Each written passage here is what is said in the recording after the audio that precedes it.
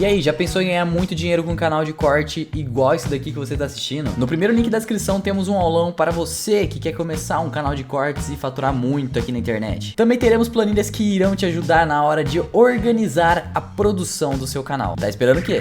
E como você enxerga o Brasil esse ano? Assim, qual que é a sua visão, principalmente primeiro da Renata Economista, a galera que tá com grana ou quer saber o que fazer, com dinheiro, qual que é a tua visão como economista? Assim? Primeiro, falando de economia brasileira, a gente está numa situação agora que a gente teve um aumento muito drástico da taxa de juros. Então, o Banco Central, na minha opinião, ele desceu a taxa de juros drasticamente, erradamente. Foi para 2% o ano retrasado. Mantiveram durante muito tempo isso pressionou o dólar. Dentre outros motivos, as pessoas falaram, não dá para investir num país que tem o risco que tem o Brasil, com taxa de juros real igual de uma Suíça. Tipo, não faz nenhum sentido. Uhum. E aí tiraram dinheiro do Brasil e o dólar deu aquela pressionada. Aí, por causa de pandemia, inflação veio por causa a pandemia, veio lockdowns e veio expansão monetária. Por causa dessas duas coisas, a inflação veio bem mais forte e também não era nenhuma surpresa. As pessoas, nossa, que surpresa que os preços estão aumentando. Não é surpresa nenhuma para quem entende disso. E também, de novo, não precisa ser um cientista astrofísico para entender disso. E aí, o Banco Central começou a subir de novo juros rápido. Agora está perto dos 12% e deve continuar subindo talvez até uns 13%, talvez até 14%. O que aconteceu? As pessoas fizeram o movimento ao contrário. Bom, agora os juros lá no Brasil tá bom, então começou a vir dinheiro para cá, o dólar caiu, tá lá na faixa dos 4,70. Em janeiro era 5,70. Ou seja, caiu bem, que é uma ótima oportunidade, inclusive, para quem não tem nada no exterior, comprar um pouco de dólar, porque sempre ter um pouco de moeda forte para proteção do teu capital é importante. Na minha opinião, minha percepção pessoal de curto prazo, eu acho que esse é um movimento de curto prazo mesmo, essa diminuição do dólar, porque como tem eleições, e a eleição não sei o que vai acontecer, eu não tenho a menor ideia quem é que vai ganhar, as pesquisas dão uma coisa, as redes mostram outra, eu não duvido da capacidade do brasileiro de se auto-enganar e de votar de novo num cara como Lula. O Bolsonaro, na minha percepção, é melhor do que o Lula, né, na questão da corrupção, até na questão da economia, mas também tem um viés, criou-se um viés também mais populista, se aproximou do centrão. Então, o Brasil, ele tem é intrínseco ao Brasil essa configuração dos governos, de serem mais populistas porque as pessoas não entendem de economia e daí não vão dar valor a alguma coisa feita para longo prazo. Fica-se muito correlacionado com o pessoal corrupto, que está ali dominando o legislativo, por isso a importância de pensar no legislativo mais até do que do presidente. Mas o ponto é, independentemente de quem ganhar, o Brasil é uma economia instável, tem política instável, então se proteja. É importante ter um pouco de dinheiro em dólar ou em Bitcoin também, se você tem perfil para isso. O que vai acontecer a gente não sabe, mas o perfil fiscal do Brasil é muito difícil. A dívida aumentou, a expansão monetária aumentou, o endividamento aumentou. Algumas reforminhas pequenas foram feitas no sentido de aumentar a liberdade econômica, mas muito pequenas.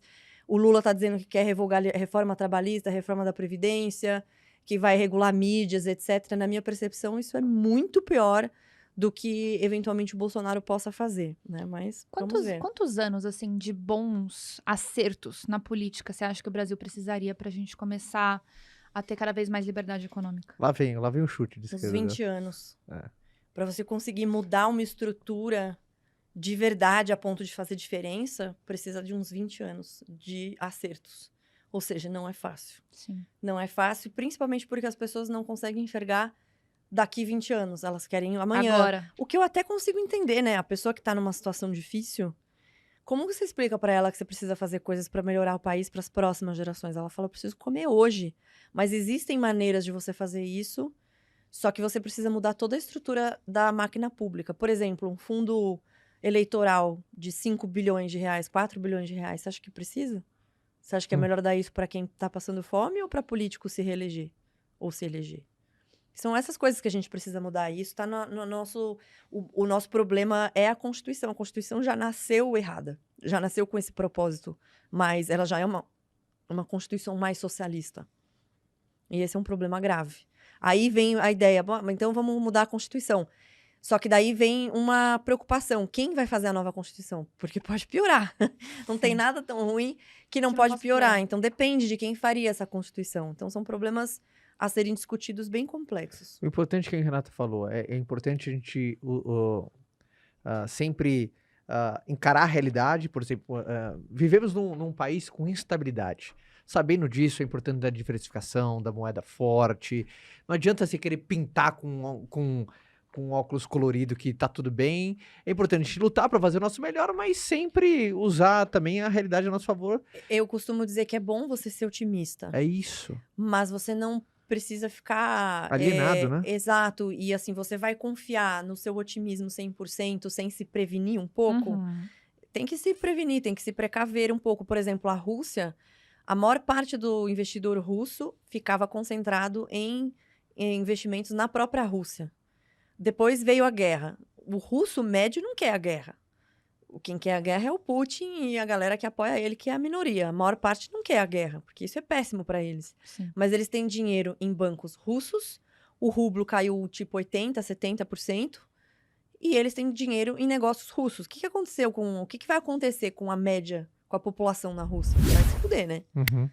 Então, o que aconteceu com a Venezuela, por exemplo? Veio os governos socialistas, foram piorando a economia cada vez mais. Quem se deu bem na Venezuela? Quem tinha preocupação de deixar dinheiro fora do Venezuela, em dólar.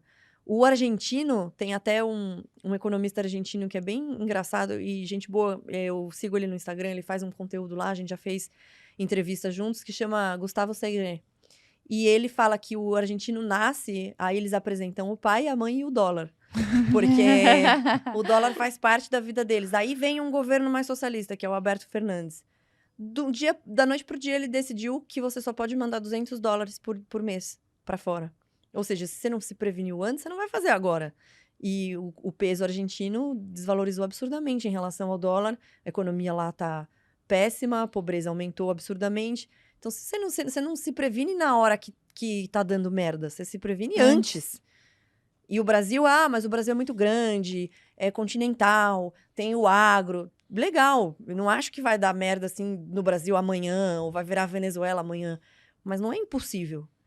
Então, você não se previne na hora que já deu problema, sua moeda já desvalorizou, você já não consegue mais mandar dinheiro para fora, já tá com situação drástica. Você se previne antes.